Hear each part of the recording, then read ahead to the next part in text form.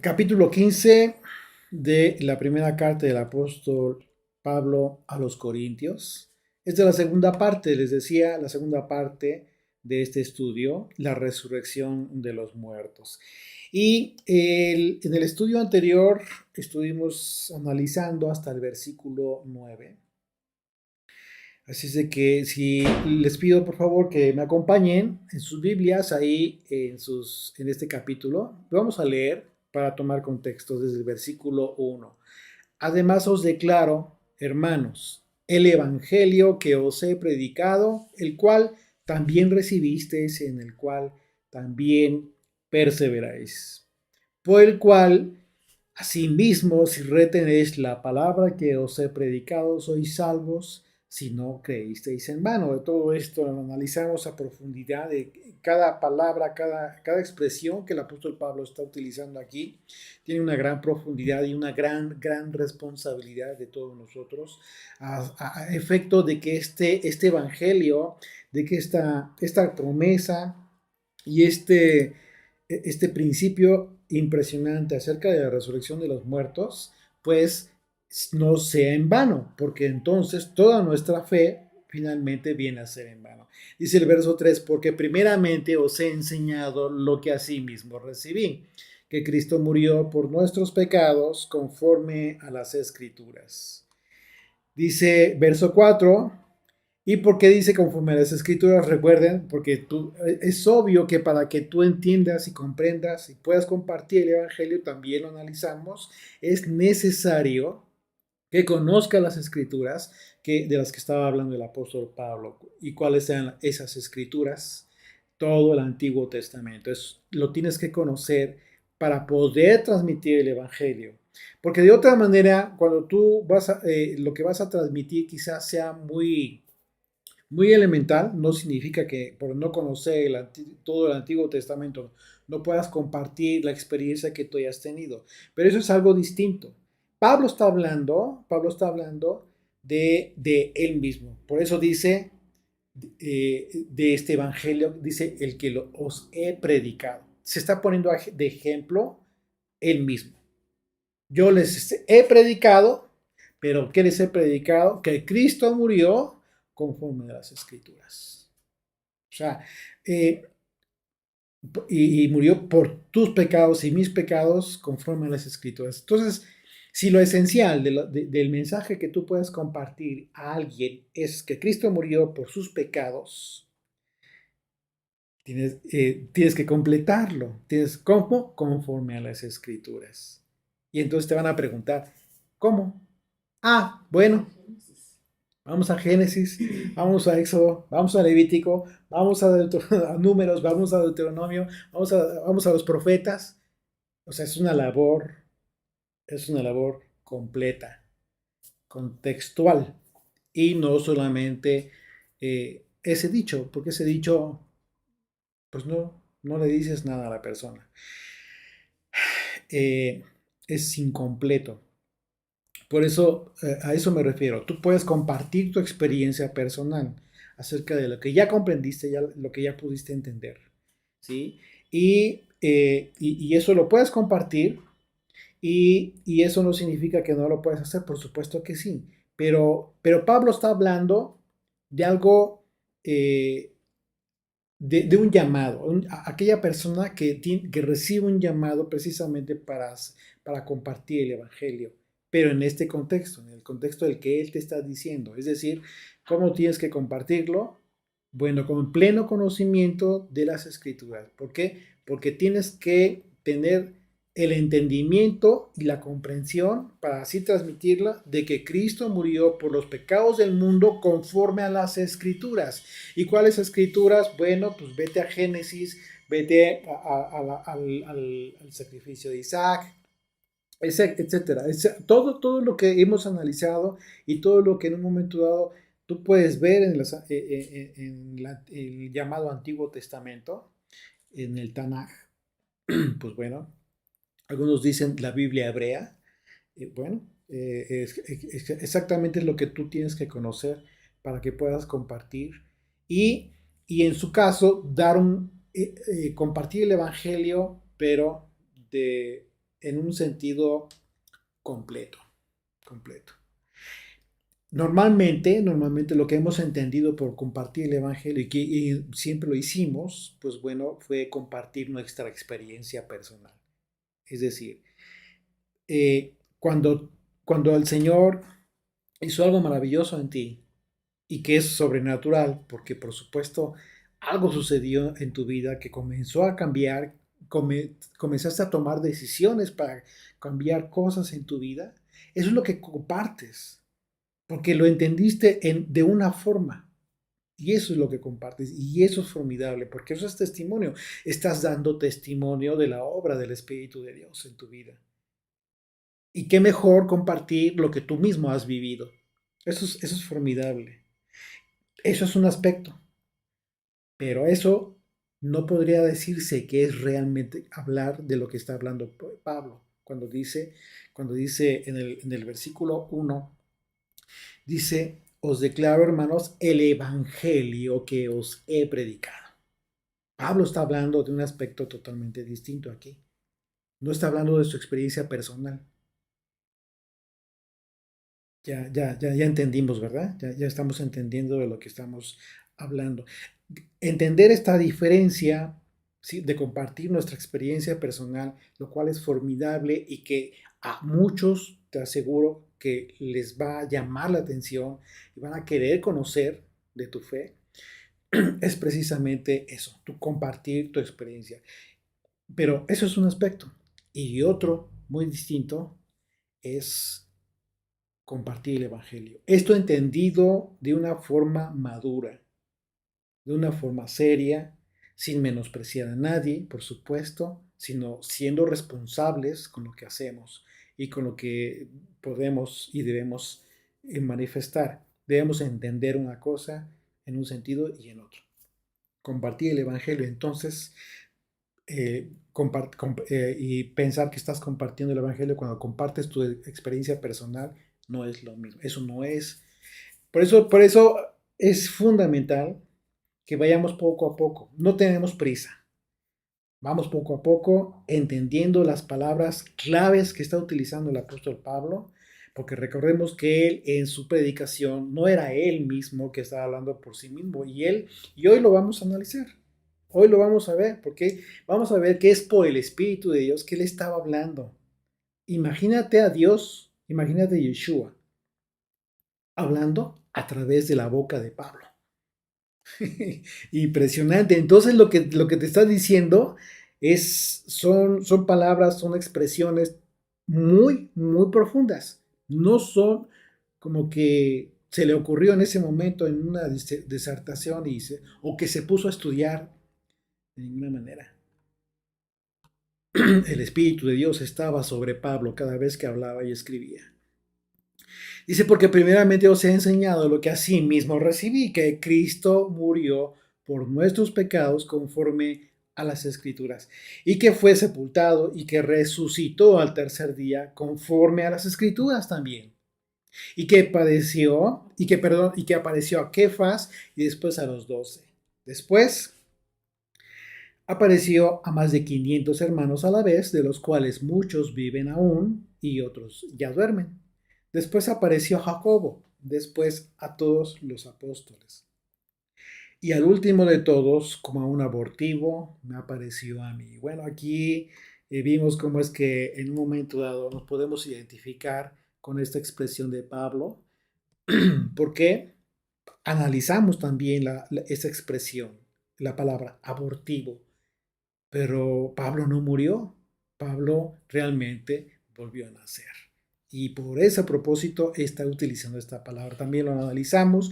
Dice, porque yo soy el más pequeño de los apóstoles, que no soy digno de ser llamado apóstol porque perseguí a la iglesia de Dios. Efectivamente, Pablo incluso los apresaba y los entregaba a la cárcel. Él aquí está reconociendo con mucho dolor, por supuesto, lo que hizo. Y eso también hablamos de eso, que en ocasiones se malentiende o se critica a aquellas personas que no olvidan de dónde le sacó el Señor y constantemente lo recuerdan, lo comparten. Pero yo creo que ese es un error y aquí, y esto a mí me lo confirma, ya lo a título personal, porque Pablo está recordando de dónde lo sacó el Señor. Pablo está recordando lo que hizo, pero eso no significa que todo el tiempo vivas eh, eh, pensando que no te ha perdonado el Señor, porque se critica en ocasiones pensando eso. No, no estés pensando en eso, no digas aquello, ¿por qué? Porque estás pensando que no, Dios no te ha perdonado. No, no, claro que estás consciente y completamente seguro de que Dios te ha perdonado. Claro que sí, pero Dios, pero algo muy importante que va a mantener tu gratitud a flor de piel es que no olvides jamás de dónde te sacó el Señor.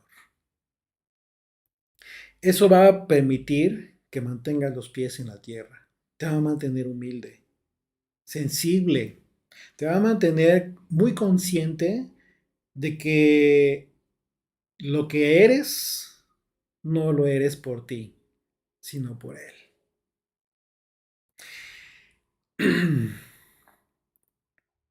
Y efectivamente de esto va a hablar, porque dice el verso 10, pero por la gracia de Dios soy lo que soy. Pero por la gracia de Dios soy lo que soy, y su gracia no ha sido en vano para conmigo. Aquí el apóstol Pablo, después de haber expresado que Yeshua le apareció en último lugar, como si fuera un abortivo, Pablo expresó en cierto sentido la forma en que nosotros nos identificamos, ¿sí? No en el sentido de que nos consideremos apóstoles, de ninguna manera, claro que no, sino en el sentido de que Yeshua, al igual que a Pablo, a nosotros nos dio vida. Nos dio vida cuando nos encontrábamos en una condición de muerte espiritual. En ese sentido, es que fuimos objeto de un nacimiento abortivo, también nosotros, pero en ese sentido, como se describió a sí mismo el apóstol Pablo. ¿Sí? Y en el versículo 10 vemos un pero. Dice, pero al afirmar que a pesar de haber tenido la oportunidad de nacer de nuevo, solo fue por la gracia de Dios que ahora era lo que era.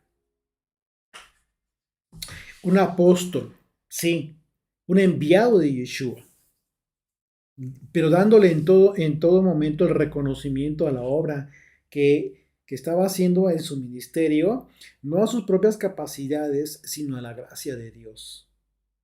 Otro aspecto también sobrenatural, la gracia, su gracia. Porque recordemos que el concepto de gracia, que ya hemos analizado en otros pasajes, ¿qué significa? Así es la palabra griega charis, que significa la influencia divina sobre el corazón y su reflejo en la vida de las personas.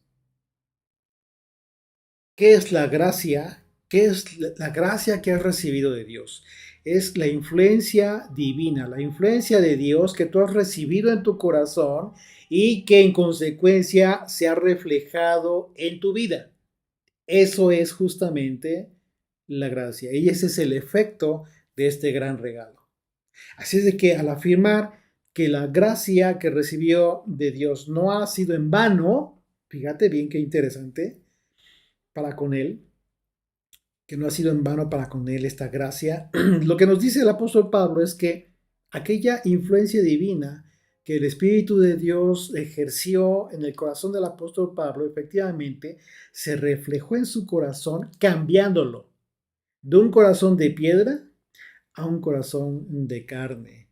Y no solo eso, algo más que hace este efecto divino en el corazón de las personas es que comienzan a anhelar conocerle, como a través de su ley comienza el Señor a escribir su ley en esos corazones. A través de esa influencia, ese es el propósito de su gracia. Uno de los efectos de la gracia de Dios en las personas que es de ese regalo, algo que no es propio de las personas, sino que es dado por el Señor. Y sin embargo, no en todo mundo, o no en todas las personas que han recibido la gracia, el propósito de haberlo recibido se cumple. Es por ello que Pablo aclara, fíjate bien lo que está diciendo Pablo, porque él aclara esto diciendo que en él la gracia que le fue dada no fue en vano. Entonces, a ver, ¿qué nos está diciendo Pablo? Lo que Pablo nos está dejando ver, nos está diciendo entre líneas, está hablando de la posibilidad de que las personas después de haber recibido este maravilloso regalo, lo hagan vano, vacío, que lo hagan nada.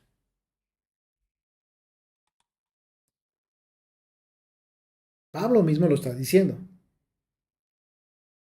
Junto con la gracia que se recibe, y ya lo estudiamos también en capítulos anteriores, junto con la gracia se recibe la posibilidad de comprender con revelación divina el Evangelio. ¿Sí?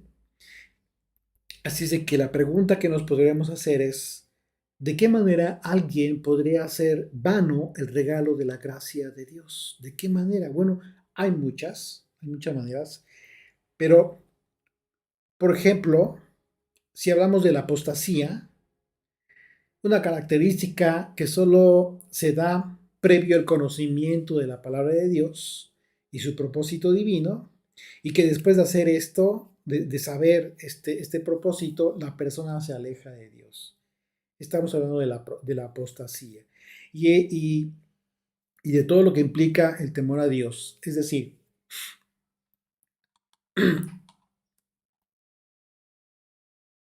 debemos entender en ese sentido que una persona que no haya conocido el Evangelio en el contexto correcto del que acabamos de hablar, hablando de conocer la palabra de Dios, no puede ser considerada apóstata si aún no ha recibido la gracia de Dios.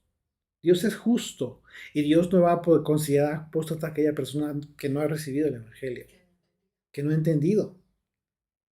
Pero si esa persona se aleja de la verdad después de haber conocido el Evangelio y ya haber entendido y haber recibido su gracia, imagínate, entonces esa gracia que recibió, entonces fue en vano para esa persona. Esa persona la hizo vana.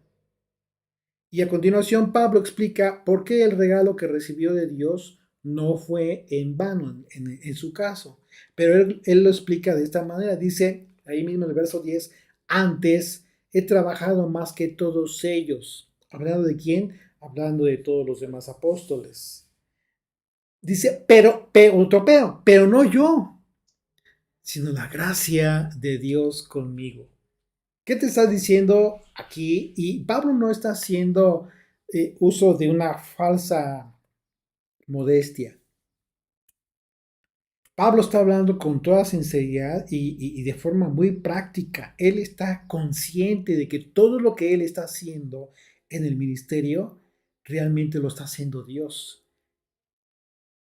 ¿Se acuerda que en recientes estudios les he comentado que ha habido muchos hoy en día, que muchos predicadores, que lamentablemente han ejercido, han llevado a cabo muchas actividades que se salen del contexto del mandamiento, del llamado a predicar el Evangelio, pero que con todo el propósito de qué, de extender la obra, de alcanzar a muchos, de no sé, o sea, etcétera, ¿no?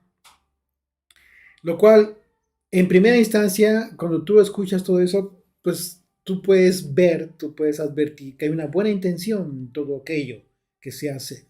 Pero la pregunta más allá que debes hacerte es, ¿realmente ese es el propósito de un llamado que recibe una persona para predicar su palabra? Para cumplir el propósito divino y promesa que Dios hizo de que toda la tierra será llena de su palabra. Realmente eso, ese es el propósito y junto con ello van muchas otras cosas, por ejemplo el tema del engaño, ¿no? o el engaño del diezmo, que incluso los propios creyentes dicen, pues entonces si no hay diezmos, entonces ¿cómo va a crecer la obra? Todo producto de la incredulidad, de la obra milagrosa de Dios, porque Dios sigue haciendo milagros. Eso es cierto. Dios sigue siendo Dios, como dice la canción. Dios sigue haciendo milagros, pero muchos no lo ven. ¿Por qué? Porque son incrédulos. Vamos a ayudarle a Dios. No es cierto, esto no funciona. Entonces son tus propias obras, son tus propios esfuerzos, es tu propia obra. Y no es eso lo que hace crecer el Evangelio. Eso no es lo que hace crecer la obra de Dios. Pablo te está dando el ejemplo. Pablo no hizo otra cosa más que predicar la palabra de Dios. Se llevaron a cabo, se reunieron congregaciones en diferentes naciones a donde Pablo llegaba. ¿Con qué propósito? Con el único propósito de conocer la palabra de Dios, de predicar, de llevar a muchos más el Evangelio. Ese fue el propósito, pero bajo bases correctas, para que no hubiera ningún problema ni malos entendidos. Entonces aquí lo que dice Pablo, antes he trabajado más que todos ellos, pero no yo, sino la gracia de Dios conmigo. O sea, esta influencia divina de Dios es lo que ha hecho que yo me mueva de una y de otra manera. ¿Se acuerdan del libro de los Hechos? ¿Cómo es que el Espíritu de Dios le decía a Pablo, quédate en tal lugar? Y de repente le decía, continúa, porque no te va a pasar nada, a pesar del temor de Pablo. Pablo pensaba que ya le iban a matar, de repente decía, no te van a hacer nada, tú continúa. Y Dios movía las cosas para que de repente fuera sacado de un lugar, etc. Los propósitos de Dios se van a cumplir. No necesita la ayuda de nosotros. Nosotros realmente tenemos el honor de poder compartir el Evangelio. Pero eso no es ayudarle al Señor. Porque si tú no lo haces, lo va a hacer otro. Nadie, absolutamente nadie es indispensable. Nadie. Entonces, es fundamental esto que te está diciendo Pablo en este renglón. Antes he trabajado más que todos ellos, pero no yo, dice, lo aclara, pero no yo, sino la gracia de Dios conmigo. Porque o sea yo, o sean ellos, así predicamos y así habéis creído. Fíjate qué maravilloso. Pablo está haciendo una comparativa de lo que la gracia de Dios hizo con él en relación a los demás apóstoles, argumentando que solo por la gracia de Dios, Pablo había trabajado más que todos ellos, pero no que todos los apóstoles no hayan trabajado, no, sino que por la gracia, por la influencia divina, sobrenatural sobre Pablo, hizo que trabajara más que todos ellos. Y por supuesto, imagínate todas las experiencias que él pasó. Dice el verso 12, pero si se predica de Cristo, que resucitó de los muertos, fíjate aquí cómo va a hablar Pablo, dice, pero si se predica que Cristo, de Cristo, que resucitó de los muertos, como dicen algunos, entre vosotros que no hay resurrección de muertos. O sea, eso de repente dices tú, ¿cómo es? Totalmente, no tiene sentido, no tiene lógica. Bueno, en cierta manera sí, pero te vas a dar cuenta por qué. Recordemos que una de las influencias de incredulidad acerca de la resurrección de los muertos provenía de la secta de los saduceos. Había otras sectas, pero la más conocida de la que registra la escritura la de los saduceos, que era muy abiertamente, incluso lo expresaban, ¿no? En una ocasión con Yeshua, dijeron, aquel día vinieron los saduceos que dicen que no hay resurrección, ahí en el capítulo 22 de Mateo. Y le hicieron una pregunta muy a propósito para hacerlo dudar, pero obviamente Yeshua les aclara, les expone el tema de resurrección a un nivel totalmente superior que en la mente de estos incrédulos jamás se hubieran imaginado que iba a hablarles de esa manera y se quedaron atónitos.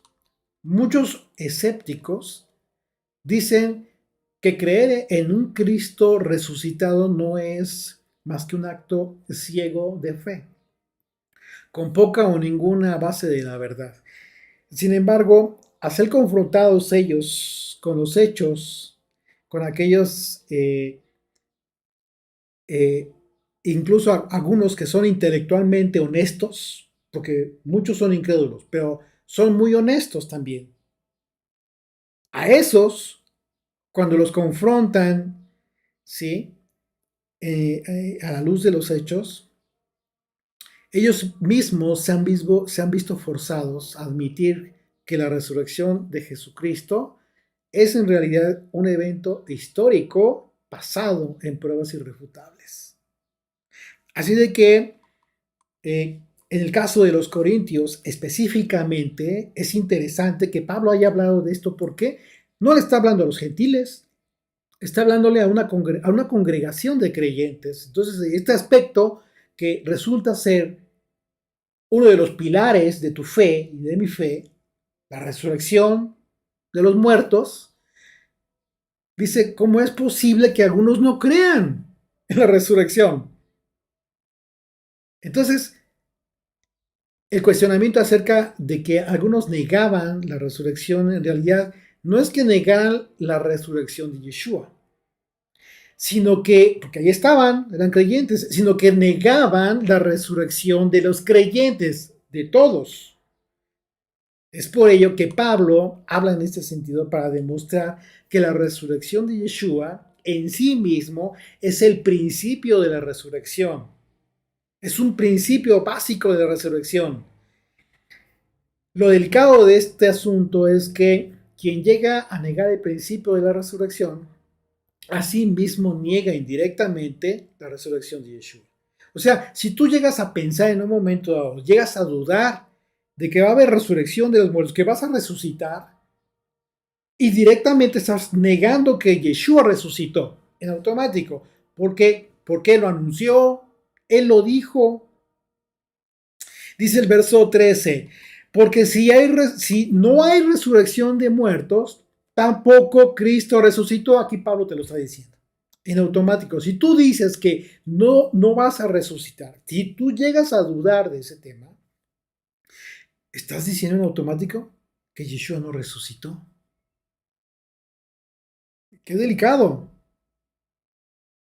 Qué delicado, porque no puedes separar las cosas. Es un principio, es un principio que va ligado. No está separado el tema de la resurrección de Yeshua con tu resurrección. Y si Cristo no resucitó, vana es entonces nuestra predicación, vana también nuestra fe. De nada sirve todo lo que hagamos. Estamos creyendo en una falacia. Qué triste sería eso. Y qué frustrante, imagínate. Pablo expone a propósito el punto central del Evangelio, que es la resurrección de Yeshua, como pilar del Evangelio, lo que nos obliga a pensar con cierta lógica que desde cualquier perspectiva en que se ponga en duda la resurrección de los muertos, además de negar la resurrección de Yeshua, también ha negado la fe. Y en ese sentido no valdría la pena ser obedientes a la predicación de los apóstoles, de Yeshua, los profetas, Moisés, como que, ¿para qué? ¿Sí? Porque de ser así, significaría que solo existe la vida en este mundo. Una hipótesis que desde luego pues no tiene ningún sustento a la luz de las escrituras y de la historia misma de la humanidad. Dice el verso 15, y somos hallados falsos testigos de Dios. Eso es lo más grave. Falsos testigos de Dios porque hemos testificado de Dios que Él resucitó a Cristo, el cual no resucitó, si esa es tu postura, si en verdad los muertos no resucitan. O sea, Peor aún todavía. Si tú dices que no crees o no crees en un momento dado en la resurrección, en automático estás negando la resurrección de Yeshua, pero al mismo tiempo, tercer cargo en tu contra, como si fueras un reo, porque ya dices, no te perdonan los pecados, sigues muerto en delitos en pecados, eres reo de muerte. Y el tercer cargo, ¿cuál es? De que eres un falso testigo de Dios.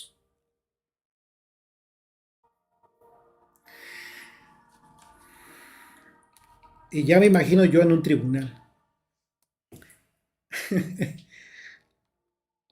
Pablo, al hablar del supuesto de ser hallado testigo falso junto con los demás apóstoles, una referencia a los falsos profetas, nada más y nada menos. Y de estos falsos profetas habló Yeshua, aquellos que tendrían el propósito de engañar al pueblo, un propósito muy definido.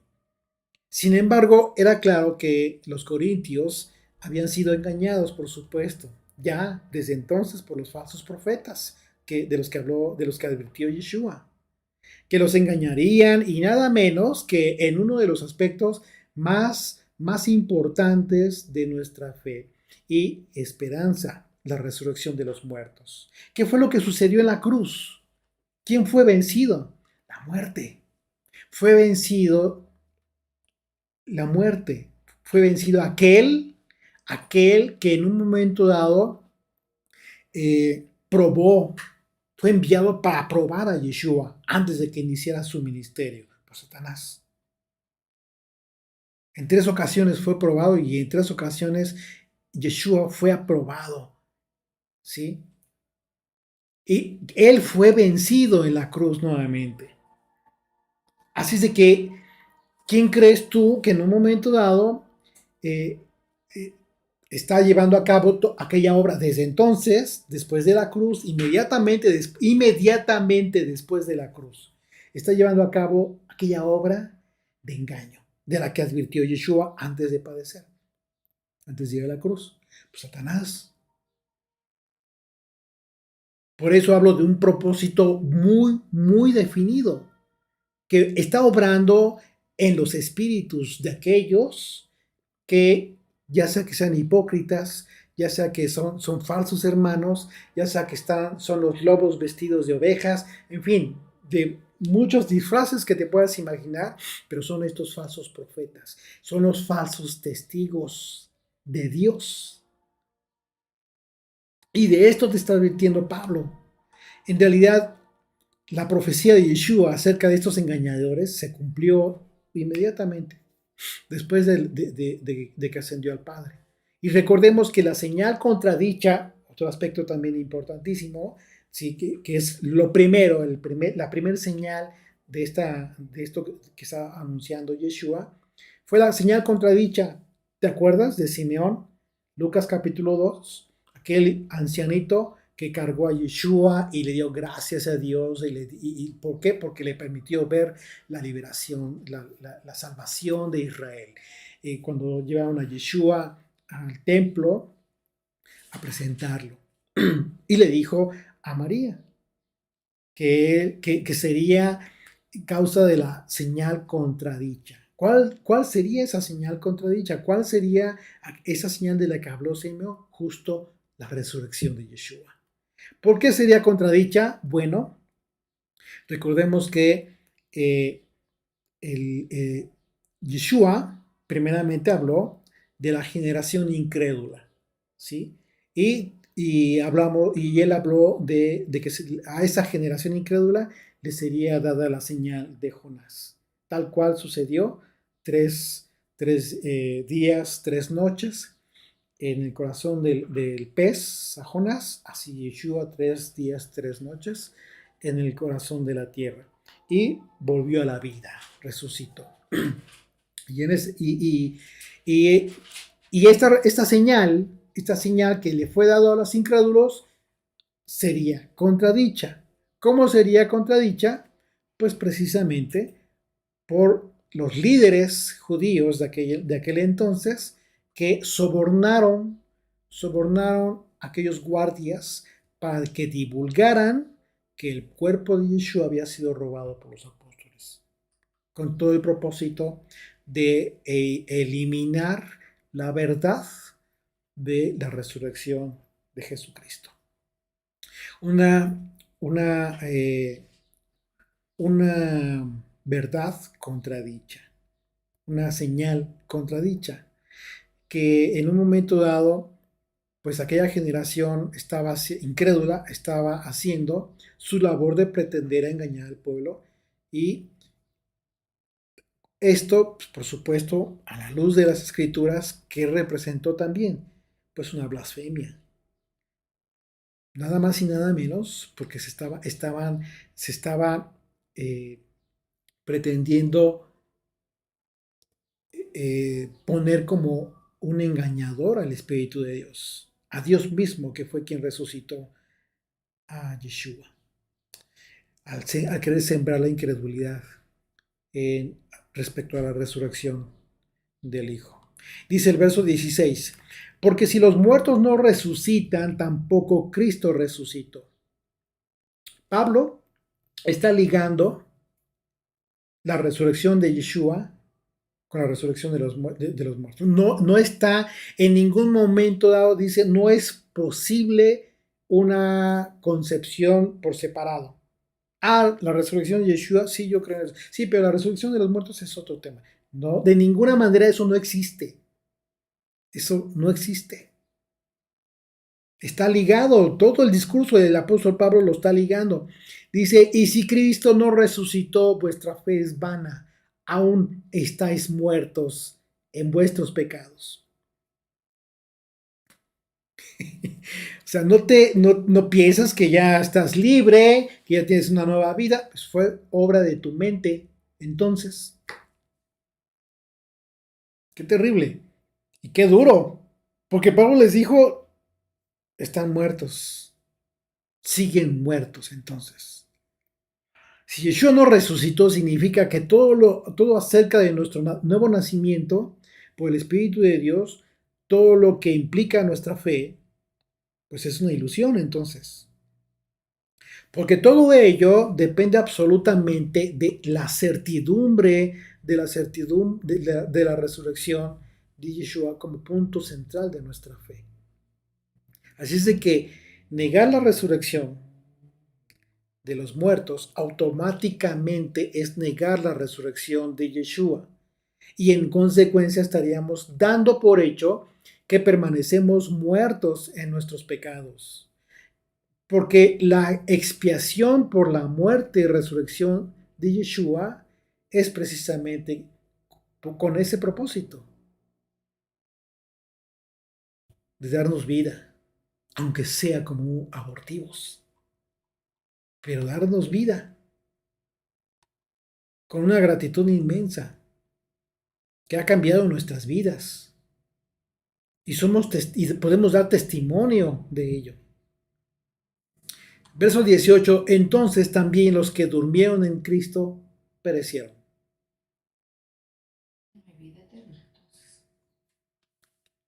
Capítulo 11 de la carta a los Hebreos, hay que eliminarlo. Quítalo de tu Biblia si no crees en la resurrección de los muertos, porque entonces todos ellos murieron sin propósito, en vano, creyendo en algo que no era. Imagínate. ¿Te das cuenta de dónde te puede llevar tu propia mente cuando no pones los pies en la tierra y de repente comienzas a alegorizar? De repente te enseñaron a querer interpretar la Biblia, pura alegoría, pura alegoría, pura alegoría. ¿Y en qué momento pones los pies en la tierra? Nosotros les hemos compartido que es importante la alegoría bíblica siempre que vaya ligada con aspectos escriturales, literales. Pero si la alegoría, todo el tiempo estás alegorizando y todo el tiempo estás hablando de alegoría, alegoría, alegoría, y de repente ya al rato ya estás hablando de cosas que ni siquiera tienen sentido. Hace 8 días, por ejemplo, mi esposa les compartía ahí en el chat que hay por ahí una corriente que está hablando que esos 3 días y 3 noches de los que habla la escritura acerca de la resurrección de Yeshua después de muerto, que realmente se refieren solamente a que esos 3 días comenzaron desde que comenzó el Señor su sufrimiento ahí en Getsemaní. Pero no había muerto el Señor todavía. En ese momento todavía no moría. Tuvo que haber pasado un día completo todavía, hasta el día siguiente. Ah, no, desde ese momento empiezan esos 3 días de los que habla la Escritura. Y de repente hablan del corazón de la tierra. Ah, pues el corazón de la tierra es Jerusalén. O sea, una serie de una alegoría les lleva a otra alegoría. ¿Y qué crees? ¿Dónde quedó la escritura? ¿Dónde está hablando? ¿Dónde queda lo que el propio Mesías te está diciendo acerca de la señal de Jonás? Y otra, porque dice, pero es que Jonás no murió. Jonás no murió. Entonces no murió Jesucristo, porque él dijo que esa era la señal de su resurrección. ¿Se dan cuenta? Alegoría, alegoría, alegoría. La escritura, vamos a interpretarla, pero todo sobre una alegoría, sobre una fantasía. Y tu fe al rato está basada en pura fantasía, en conceptos fantasiosos. Pablo habló de los judíos que acostumbran mucho a esto y le llamó a esto de los judíos que creían ¿cómo utilizó una palabra específica? Fantasías, o sea, Sí, pero fábulas. fábulas, las famosas fábulas en las que estaban basando su fe el pueblo judío. De repente se cansan quizás de la escritura, no sé, piensa que ya no hay más profundidad escritural y comienzan a elevarse, comienzan a elevarse, ¿no? Como dicen ahora, vamos a rumbo a Pentecostés, vamos a elevar, nos estamos elevando. ¿De verdad? ¿En qué sentido lo estás diciendo? Hay que entender realmente porque mucha gente no lo puede entender y se va a confundir si tú andas compartiendo eso. Hay que tener mucho cuidado. Hay cosas que no podemos estar compartiendo así como que a la ligera, precisamente porque lo más importante es que tengas cuidado de aquellos que quizás sean más débiles que tú o más inmaduros en la fe. De eso se trata. De eso se trata que tú seas maduro en tu fe. Y de eso habla Pablo también, de ese tema. No, no todo te conviene, todo lo puedes, pero no todo te conviene. No todo es conveniente. Dice, entonces también los que durmieron en Cristo perecieron. En su carta a los tesalonicenses, el apóstol Pablo afirma que los muertos en el Mesías resucitarán primero y luego los que hayan quedado cuando sea la venida del Señor. ¿Cuándo va a ser la venida del Señor? Bueno, cuando sea la venida del Señor, quienes queden, ellos serán después. Pero los que ya no estemos, los que ya no estén, serán primero. Dice 1 Tesalonicenses capítulo 4, verso 14, porque si creemos que Yeshua murió y resucitó, así también traerá Dios con Yeshua a los que durmieron en él. A los que durmieron en él. Por lo cual os decimos esto en palabra del Señor, que nosotros que vivimos, que habremos quedado hasta la venida del Señor, no pereceremos. Fíjate bien lo que está diciendo. Dice, no pereceremos, perdón, no precederemos a los que durmieron, porque el Señor mismo, con voz de mando, con voz de arcángel y con voz de Dios, con trompeta de Dios, descenderá del cielo y los muertos en el Mesías resucitarán primero. Luego nosotros, los que vivimos, los que hayamos quedado, seremos arrebatados juntamente con ellos en las nubes para recibir al Señor en el aire. Y así estaremos siempre con el Señor. Por tanto, alentaos los unos a los otros con estas palabras. Y fíjate aquí, hago un dato muy interesante. Primero habla de los que durmieron y después habla de los que murieron. Pero por qué cambia aquí la palabra Pablo? Habla de los que durmieron con él. Porque recordemos que en Apocalipsis nos habla la escritura de la segunda muerte. Entonces los que no durmieron con él, hablando del pasado, murieron. ¿Por qué? Porque no quisieron cambiar su vida, porque tomaron decisiones y murieron. No durmieron. Pero en la segunda parte dice murieron, sí murieron, pero van a resucitar. Para hablar de la resurrección tienes que hablar de muerte. Si no, entonces no hay resurrección. Por eso utiliza esa palabra. Y en ese sentido, cuando venga el Señor, ¿qué va a pasar con aquellos que no durmieron, sino que murieron? Van a vivir la muerte segunda, de la que habla Apocalipsis también. Es un tema muy, muy interesante. Obviamente no vamos a hablar de ese tema ahorita, pero solo para aclarar estos dos conceptos, que primero habla de que durmieron y después que murieron. Pero es por esa razón, porque Pablo para hablar de resurrección tiene que haber muerte. Por eso habla de los que murieron primero con el Señor, en el Señor. Efectivamente, lo que debemos hacer entre los creyentes es alentarnos justamente con la confirmación y con nuestra convicción en nuestra fe de que Yeshua murió, de que tuvo que haber muerto, pero resucitó de entre los muertos. Imagínate que es esperanzador de repente que alguien te empieza a decir lo contrario, o empieza a dudar ya no de Yeshua, de que te diga, pues es que nosotros no vamos a resucitar. Pues espérame tantito, ¿no? Déjame sentarme primero, porque ¿qué me estás hablando? Verso 19. Si en esta vida solamente esperamos en el Mesías, somos los más dignos de conmiseración de todos los hombres. Claro. Si es que estamos hablando, nuestra esperanza, la tuya y la mía, es justamente eso. Si cada día de reposo nos gozamos porque estamos plenamente seguros de que tenemos una cita con el Señor, sí, y que tiene un propósito divino este tiempo hermoso, pues somos los más dignos de lástima. Si es que no crees en la resurrección, Pablo te está diciendo que si alguien en alguna manera no cree en la resurrección de los muertos, esa persona es la más digna de compasión. Porque, porque a final de cuentas, su fe pues no tiene nada que ver con la resurrección de los muertos y la pone en duda y su fe entonces es vacía, sin rumbo y sin propósito de vida. Dice el verso 20, mas ahora el Mesías ha resucitado de los muertos, primicias de los que durmieron es hecho. Confirma y dice, deja de pensar en algo que no tiene sentido.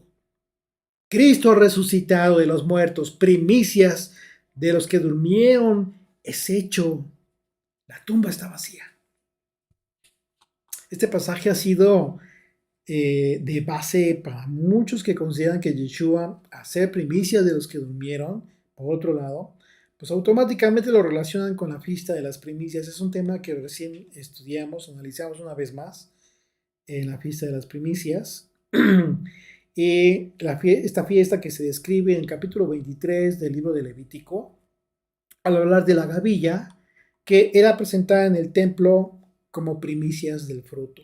Sin embargo, como podemos constatar en base a nuestro análisis de este capítulo, tú lo puedes ver, ¿sí? Incluso en esta segunda parte, tú puedes leer todo el capítulo de este capítulo 15 de la primera carta del apóstol Pablo a los Corintios. En el contexto de este capítulo no tiene relación alguna con los motivos de aquella fiesta. Todas las fiestas bíblicas apuntan al Mesías. Esto es irrefutable. Como un cumplimiento profético. Las siete fiestas bíblicas apuntan al Mesías. Sin embargo, es necesario que nosotros comprendamos los conceptos y también los contextos en los que debemos comprender los pasajes bíblicos, para no caer en el error de querer identificar de forma alegórica, pero no escritural, los eventos bíblicos. Recordemos, la alegoría es importante, pero cuando te desconectas de la escritura te vas a equivocar. Y es muy fácil equivocarse. De repente andar pensando, interpretando una cosa por otra. La palabra griega, aparche, traducida como primicias, es una palabra singular y no plural. Implica algo singular. Así es de que Yeshua es el primer singular, pero cuando la escritura se refiere a la palabra, a la ofrenda mecida, ¿sí?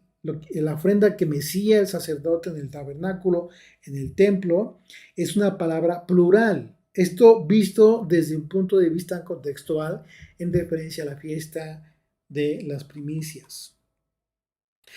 Entonces, ¿qué es lo que nos está diciendo aquí la escritura? Bueno, si la fiesta de las primicias apunta al Mesías, entonces el Mesías, Yeshua, es el protagonista principal en cada una de las fiestas. ¿Estamos de acuerdo en eso? Ok. Entonces, en la fiesta de las primicias, ¿quién es el protagonista? El sacerdote, por supuesto. Exactamente. Exactamente.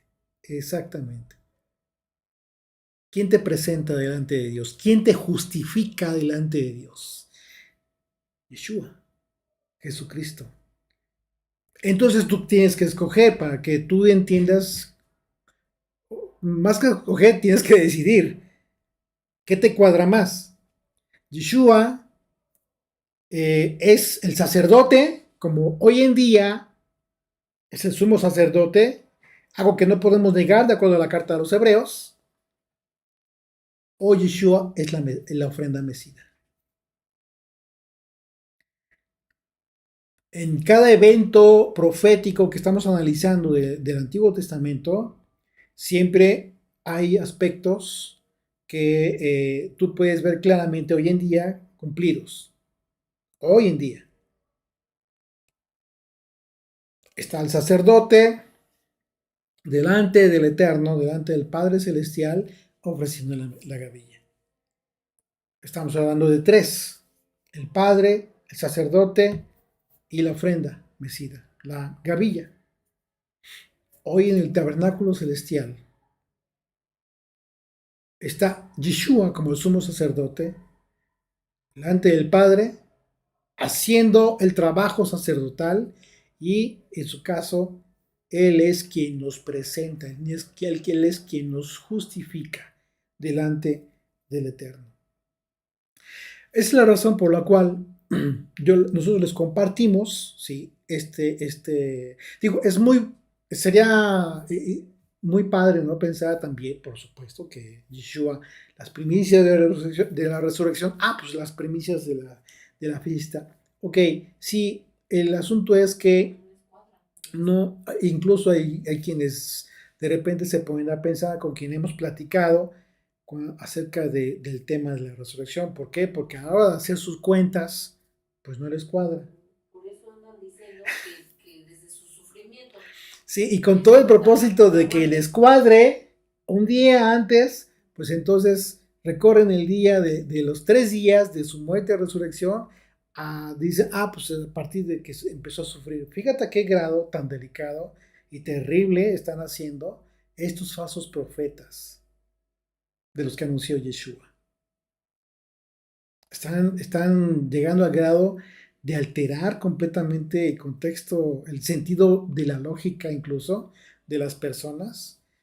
Pero también hay una correspondencia en todas estas personas que creen esas cosas. Y esa correspondencia es también parte de una falta ahí. Hay una falta de serenidad también. Incluso puede haber un pecado ahí de soberbia, de querer, de pretender. Mira, es justo lo que ha sucedido con el pueblo judío.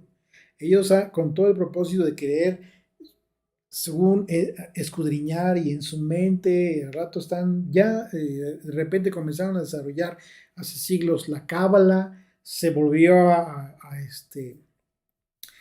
a, a instaurar la famosa cábala a partir del siglo XVIII, etcétera. Una serie de cosas que de repente están creyendo tan raras que no tienen sentido, pierden sentido.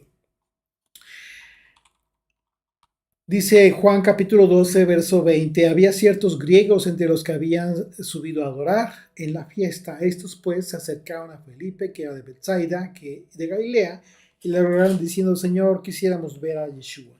Felipe fue y se lo dijo a Andrés. Entonces Andrés y Felipe se lo dijeron a Jesús. Yeshua les respondió diciendo, ha llegado la hora para que el Hijo del Hombre sea glorificado.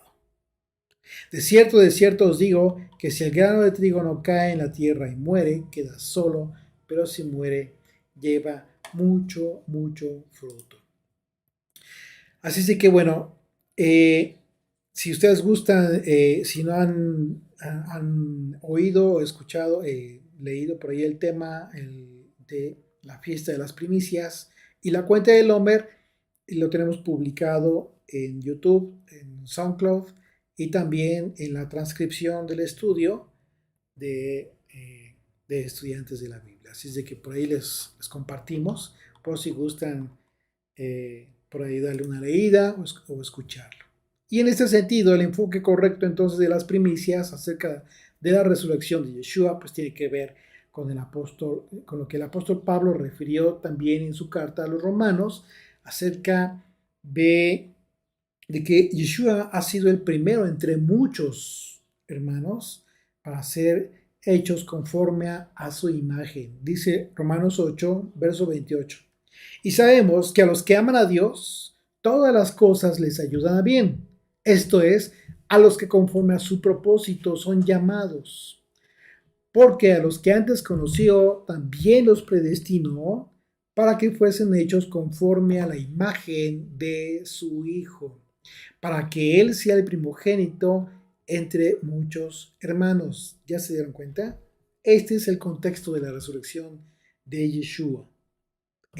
No es la fiesta de las primicias en ese sentido, sino es este. Aquí está el tema de las primicias de las que habla el apóstol Pablo en su carta a los Corintios, la resurrección de entre los muertos.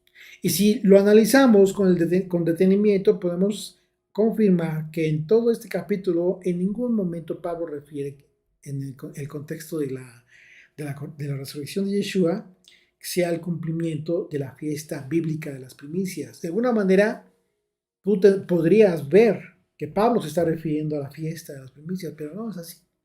No es así de ninguna manera, ya que el texto del pasaje dice literalmente que Cristo ha resucitado de los muertos y primicias de los que durmieron es hecho.